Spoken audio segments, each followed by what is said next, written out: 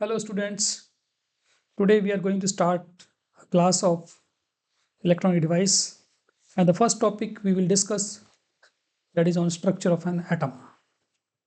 The structure of an atom, first we'll define what is an atom and its other important properties which are really important to know before we start learn about the functioning of semiconductor devices. Okay, so first we will talk about how to define an atom and then we will move into the other properties of the atom. So before let me first define what is an atom. Atom is the one of the smallest unit of any material by which one material will be formed. So atom will be a one smallest unit for that particular material. So one atom size, if I say one atom size equal to 1 nanometer, it means that it's an approximated, I am saying 1 nanometer. So 1 nanometer, what it means, what is the physical meaning of 1 nanometer? If you look into the physical meaning of this dimension, it means that it is 1 upon 10 to the power 6 times of 1 mm. And 1 mm is what? 1 mm is 1 tenth of 1 centimeter. And you know 1 centimeter, how much size of 1 centimeter. So then you can visualize that कि 1 mm size का भी हमने 10⁶ times इतना छोटा कर दिया size. तो इतना छोटा जो size particle होगा, that size of particle will define your atom. Okay, that will be your atom. So that is the smallest unit of an atom. तो इस तरह के इस साइज के बहुत सारे यूनिट्स को जब हम कंबाइन करेंगे, क्लब करेंगे, तो एक एटम के अंदर, एक मटेरियल के अंदर जो अरेंजमेंट बनेगा, मटेरियल के अक्रॉस जो अरेंजमेंट ऑफ एटम्स होगा वो क्या होना चाहिए? एक तो ऑर्डर्ड रेगुलर अरेंजमेंट होना चाहिए एटम्स का. तो जो ordered regular arrangement of atoms होगा उससे हमारा क्या है, एक फाइनली एक मटेरियल फॉर्म होता है. सो मटेरियल्स जनरली जो है 3 ब्रॉड कैटेगरीज में हम डिफाइन करते हैं, मेटल्स, सेमीकंडक्टर्स एंड इंसुलेटर्स. उनके अंदर जो एटॉमिक अरेंजमेंट होता है वो क्या होता है वो देख लेते हैं जरा. तो एक ऑर्डर्ड अरेंजमेंट होता है तीनों के तीनों केसेस में, ठीक है. And you know FCC BCC you know very well. So उसके बाद बॉन्डिंग अरेंजमेंट किस तरह का होता है? मेटेलिक होता है मेटल्स के अंदर, you know very well. Semiconductors का अक्रॉस कोवलेंट होगा और डिटेल में हम अभी आगे बात करेंगे डिटेल में कि सेमीकंडक्टर्स का अक्रॉस कोवलेंट बॉन्डिंग स्ट्रक्चर किस टाइप का होता है. इंसुलेटर्स में कोवलेंट और आइकॉनिक आयनिक बॉन्डिंग की हम बात करते हैं, आयनिक बॉन्डिंग की बात करते हैं. तो ionic bonding you have studied, covalent bonding you know very well. So these are the some parameters which we can say. तो मेटल्स की इनकी कंडक्टिविटी भी हाई होती है, सेमीकंडक्टर मॉडरेट होती है, इंसुलेटर्स की लो होती है. And these are some examples are given here. Okay, so the atoms का जो fundamental unit है that I have defined, and the arrangement I have told you what type of arrangement is generally required. Okay, and what type of arrangement not required, I will say कि what type of arrangement will be there in case of materials. Okay, so there will be some ordered regular arrangement of atom is always required. Okay, so now I'm coming to some different aspect of atom. So definition of atom I have defined you. An atom is your smallest unit of atom is the smallest unit of one matter on one material, that will be your define one atom. So now coming to components of an atom, that is important. Components of atom की बात करेंगे तो एक atom का जो components होगा, number 1 और number 2 हम बात करेंगे. तो components of an atom हम सबसे पहले बात करेंगे न्यूक्लियस. एक एटम के अक्रॉस क्या क्या चीज होता है? न्यूक्लियस होगा, उसमें एक होगा, सेकंड उसमें इलेक्ट्रॉन्स होंगे.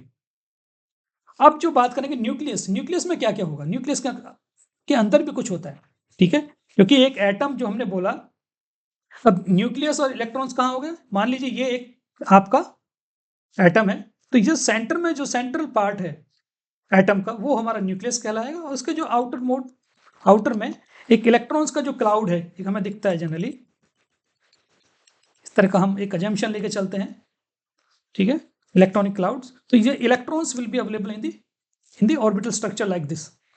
एंड तो जो न्यूक्लियस होगा, जो इंटरनल स्ट्रक्चर, जो सबसे हम कहेंगे कि न्यूक्लियस होगा, न्यूक्लियस क्या क्या चीज कंटेन करेगा? It contains proton and neutrons. It contains proton and Neutrons it contain proton and neutrons it contains. Proton is positively charged, इस पर positively charge होता है proton.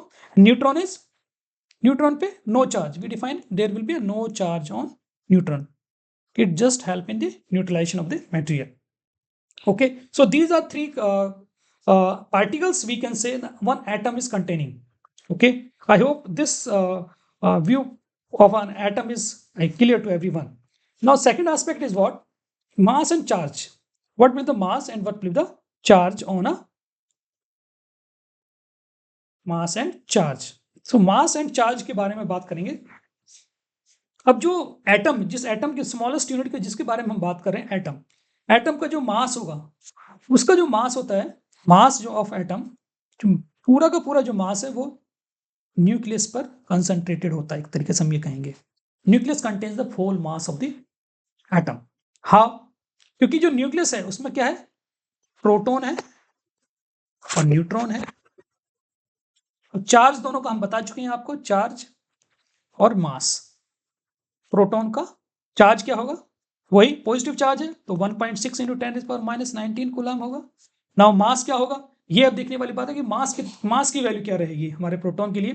तो प्रोटॉन के लिए मास की जो वैल्यू आता है वो 1.67 × 10⁻⁻27 kg के नियर बाय रहता है. Neutron they have no charge but mass उनके लिए हम have the similar mass. Next is third particle जो हमारा था, दैट इज हमने यहां बोला था आपको इलेक्ट्रॉन्स. तो इलेक्ट्रॉन्स पे जो चार्ज रहेगा वो क्या रहेगा, नेगेटिव चार्ज होगा. इलेक्ट्रॉन्स 1.6 × 10⁻⁻19 कूलम चार्ज होगा. और मास क्या रहेगा एक इलेक्ट्रॉन का, एक इलेक्ट्रॉन का जो मास होगा that will be 9.11 × 10⁻31 kg. So it is a very small quantity, I will say, or you can say the electrons are very light in weight. Electrons are light in weight in comparison of the above particles, that is proton and neutrons. अब कितना light होता है ये, it is approximately 850 times lighter than proton. Okay, so this is about the nature of mass and charge behavior of, कि जो एक atom था हमारा, एक एटम में हमने बोला था कि वहां पर एक हमारे पास एटम जो है हमारा, उस एटम में एक न्यूक्लियस है, उसके चारों तरफ एक इलेक्ट्रॉन्स का क्लाउड है. ठीक है, और हमने बोला था जो हमारा एटम है वो प्रोटॉन एंड न्यूट्रॉन्स को कंटेन कर रहा है, और वहां पे मास और चार्ज के बारे में बात कर रहे थे. These are some fundamental things which are really important to know before learning about the actual devices. Okay, then the neutrality of an atom. Neutrality of atom की हम बात करें तो न्यूट्रिलिटी ऑफ एटम के बारे में बात करेंगे. न्यूट्रिलिटी ऑफ एटम हम क्या बात करेंगे कि न्यूट्रिलिटी ऑफ एटम में हम बात करेंगे कि जो नंबर ऑफ इलेक्ट्रॉन्स हैं, number of electrons will always be equal to number of protons. Proton is positive charge and electron is negative charge. Okay, so you can say atoms का जो neutralisation होगा वो ऑलरेडी न्यूट्रल फॉर्म में, क्यों, क्योंकि number of proton and neutron both are equal and neutrons have no charge. Okay, that is the status about the neutrality of an atom. Next जो particle है, next जो aspect है इसका, next जो aspect हम कहेंगे, नेक्स्ट जो aspect में कहूं that will be universal nature of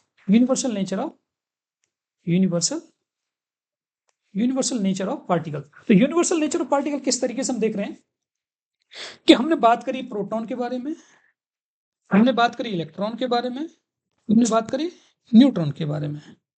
अब हमारा जो ये अर्थ है, इस अर्थ पे बहुत सारे elements, different types of elements are available. So अब किसी एलिमेंट में डिफरेंट एलिमेंट्स है तो वहां पे भी इलेक्ट्रॉन होंगे, प्रोटॉन और न्यूट्रॉन्स की अवेलेबिलिटी होगी. तो in all elements the nature of proton, neutron and electron that remains the same. The nature of electron, proton and neutron that remains the same. It means that इनकी जो property, electron proton neutron की जो property है in all materials that remains the same. एक तो fundamental aspect ये आ गया। Second aspect क्या आता है कि अब डिफरेंट मटेरियल डिफरेंट बिहेवियर दिखाता है, डिफरेंट इलेक्ट्रिकल कंडक्टिविटी दिखा रहा है, डिफरेंट केमिकल बिहेवियर दिखा रहा है। तो ये किस वजह से हो रहा है? ये इस वजह से हो रहा है कि जितने भी एलिमेंट्स हैं अर्थ क्रस्ट पर, जितने भी एलिमेंट्स हैं पीरियोडिक टेबल की बात करें या अर्थ क्रस्ट पे बात करें, दे show the different behaviour because in the presence of the, क्योंकि हर एलिमेंट में number of electrons will be different and their arrangement हम कह सकते हैं that will also be different. So due to these two properties every element is showing a different nature and different properties. Okay, so these two things are very important. ऐसा नहीं होना चाहिए, कुछ बच्चे कई बार ऐसा सोच जाते हैं कि इलेक्ट्रॉन्स एक एलिमेंट्स में पढ़ लिया हमने, दूसरे एलिमेंट में पढ़ा तो वहां पे क्या होगा। नो। तो स्पेशली मेरे वो स्टूडेंट्स जिन बच्चों को जो डायरेक्ट 10th के बाद इंजीनियरिंग की तरफ मूव करते हैं, उन बच्चों के लिए ये बहुत इंपॉर्टेंट चीज़ है। तो वो चीज़ जरा इस चीज़ का स्पेशल ध्यान रखें कि भाई हम किसी भी एलिमेंट के बारे में स्टडी कर रहे हैं, the nature of electron proton and neutron that remains the same. वहां भी इलेक्ट्रॉन वही रहेगा, चाहे हम हाइड्रोजन की बात कर रहे हैं, चाहे हम फॉस्फोरस की बात कर रहे हैं, चाहे हम कार्बन की बात कर रहे हैं, ओके, चाहे हम सोडियम की बात करें, किसी भी एलिमेंट के बारे में बात करें, number of protons, nature of protons, the neutron, that will remains the same. Okay, their properties will change accordingly to the, as the number of electrons will change, the behavior of the element will get changed. Okay, let me come to the next point. So that covers the universal nature of particles. Now the atomic number. Atomic number क्या define करता है कि हमारे जो भी एक element earth crust पे है उसमें कितने नंबर ऑफ प्रोटॉन है, that will give you direct value of your number of atomic number, sorry. Okay, so number of protons in an atom और number of electrons in an atom, okay, equal to number of protons will give the value of atomic number. I hope यहाँ तक सभी बातें clear, सभी को समझ में आ गई होंगी। Then is electrons arrangement. Next is your electron arrangement. Okay, next electron arrangement. तो इलेक्ट्रॉन अरेंजमेंट के बारे में बात करें, इलेक्ट्रॉन्स का अरेंजमेंट किस किस तरीके से होता है।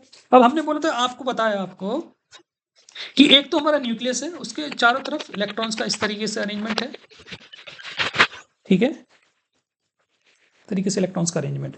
तो इलेक्ट्रॉन्स जो फर्स्ट वाला जो डॉटेड स्ट्रक्चर मैंने बनाया, यहाँ पे हम इसको बोल सकते हैं फर्स्ट सेल, इसको सेकंड सेल, इसको थर्ड सेल हम बता सकते हैं। ओके, फर्स्ट ऑर्बिट भी बोल सकते हैं, सेकंड ऑर्बिट, थर्ड ऑर्बिट। तो इन सभी सेल्स में कि एक सेल कितने नंबर ऑफ इलेक्ट्रॉन्स को ऑक्यूपाई कर सकता है।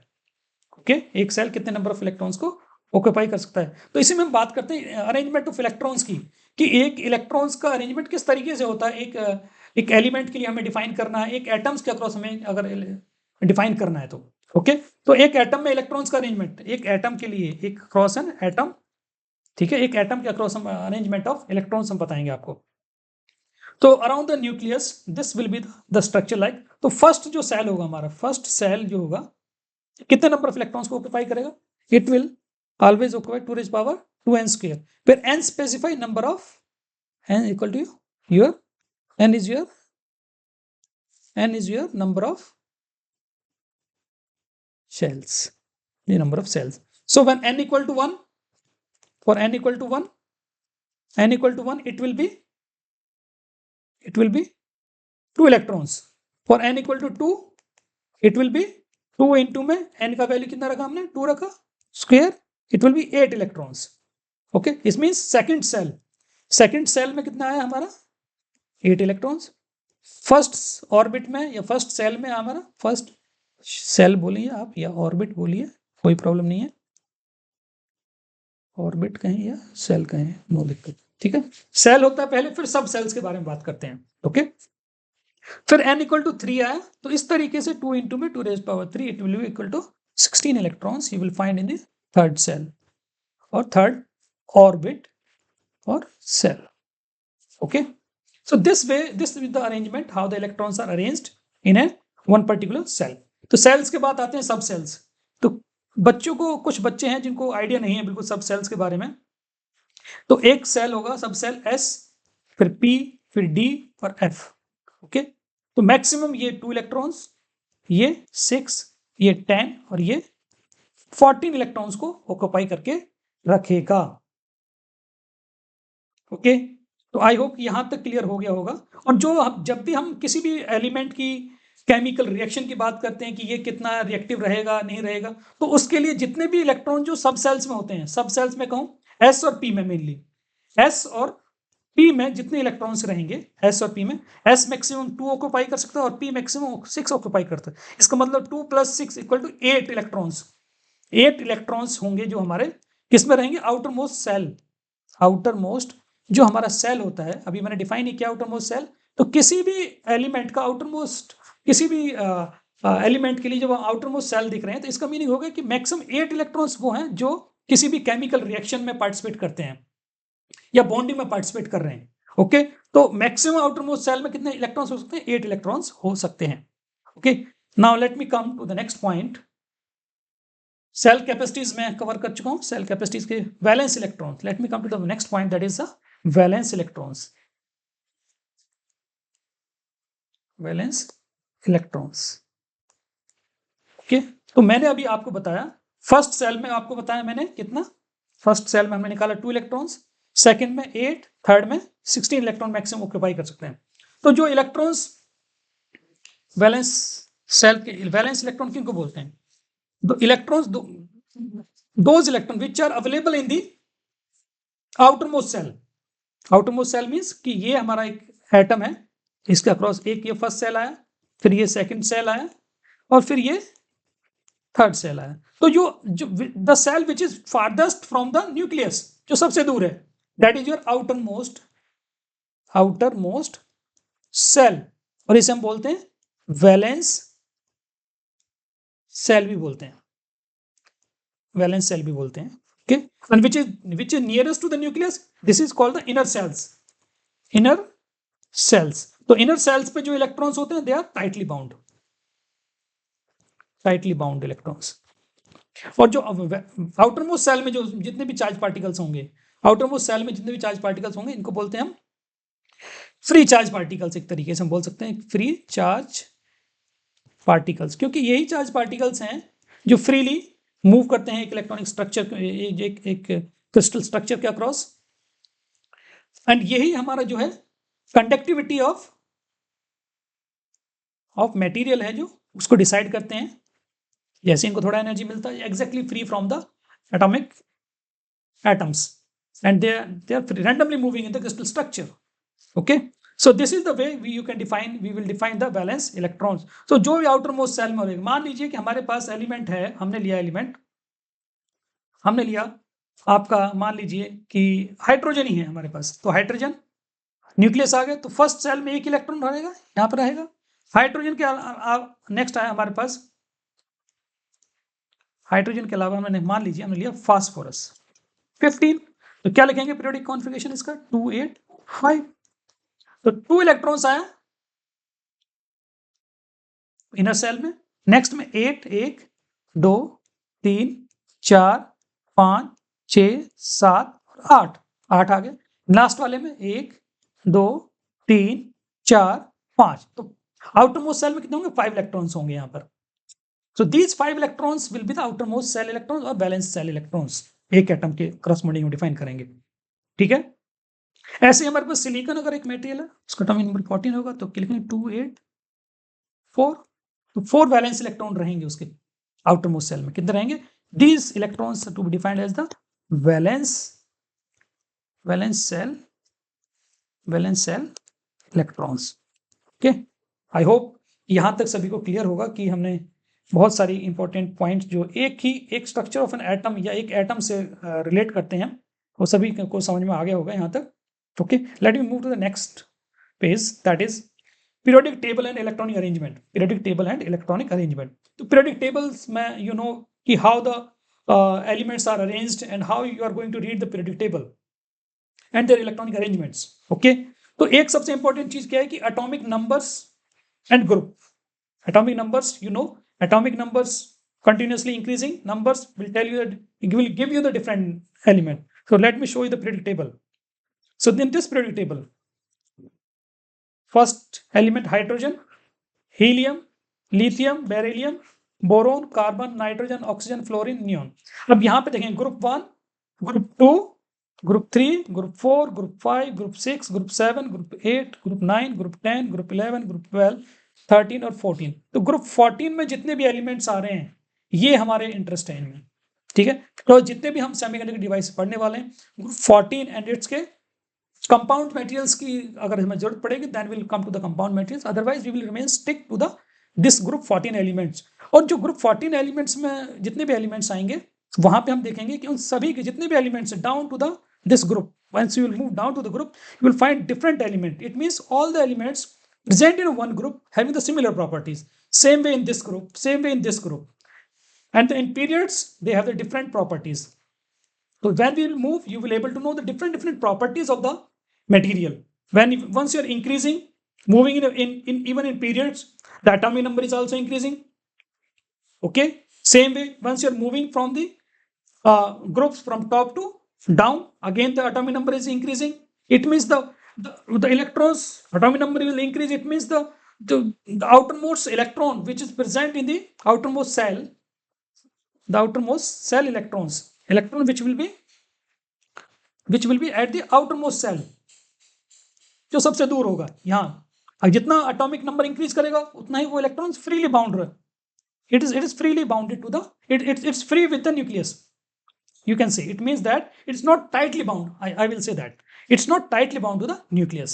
Okay, so these are the things which are really important. Okay, so once you're good in reading the properties, reading the periodic table, you can easily understand the physical properties and the chemical properties. I will give you also one detailed information on the which physical properties will change and which will remains to be same one, and which is going to be change in case of chemical properties. Okay, atomic structures हमें बनाना hydrogen के लिए aluminium, silicon, phosphorus, germanium. You can draw just जैसे मैंने अभी बताया था इसी तरीके से आप the last slide just I told you atomic structure you can draw like this way you can draw the atomic structure for any type of element. Okay, so let me come to the bound and free electrons. I told which are nearest to the nucleus, these are the bound electrons. Which are farthest from the nucleus, outermost cell electron, these are the free electrons. Okay, the electrons which are away from the nucleus, these are the free electrons. So significance of valence electron, what is significant? Because they contribute in the conductivity in the valence shell. जो हमारा रहेगा valence electron जो रहेंगे ये हमारे valence shell में हम बोलते हैं इनको, और ये ही इलेक्ट्रॉन्स हमारी कंडक्टिविटी ऑफ मटेरियल्स को डिसाइड करेगा. ओके, प्रॉपर्टीज के बारे में मैंने बताया था कि which of the properties will remain same and which of the properties chemical properties going to be change one. तो state of matter, physical properties में हम बात करते हैं. State of matter is again to be important one. Melting point and boiling point, these are the properties which remains to be the same. Similar properties because they have the same number of valence electrons in their outermost cell. Metallic and non-metallic characteristics. Density generally increases as you move down in a group due to increase in atomic mass and size.